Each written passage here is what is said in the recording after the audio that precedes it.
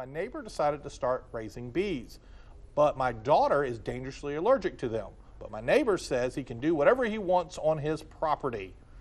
He goes on to say, if my daughter is stung and has to be treated, or even worse, can I take legal action against my neighbor?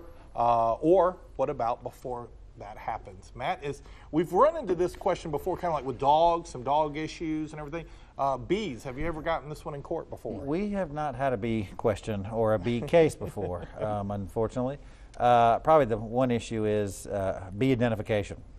Yes, I can see, yes. If daughter gets stung, how do you know it's your bee? I'm sure that'll be the defense of the neighbor saying, well, that may look like my bee, but that's not my bee. I know that's not my bee. So, listen, all kidding aside, I mean, those are difficult situations. Generally speaking, that's dogs easily more identifiable. Bees, that's a harder situation. So probably not much of a case there, unfortunately. Well, and beekeeping's gotten, it's very popular. Oh, very popular. It's one of those things. Yeah. Elliot, what are your thoughts on that one? If somebody came to your office with a bee problem like this, where would you go? Well, I'm afraid, again, it's almost impossible to determine who would be responsible for such an event.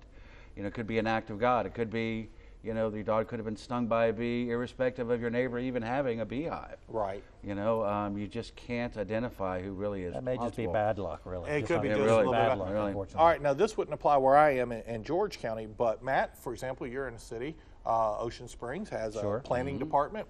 Perhaps that would be a good spot to go, to the planning department, or the maybe zoning and ordinances, in effect? Well, indeed, and I tell you, funny you should say that about bees, and that has been somewhat of an issue, but I tell you, Kenny, what's gotten a tremendous amount of issue, at least in Ocean Springs, are chickens and roosters. Really? We have had, oh my goodness gracious. A lot of chickens. Oh heavens. Well, this is a little local story, but we had a rooster that lived downtown and became a little bit of a community favorite. Sure. And then sure enough got a little aggressive and started hurting people.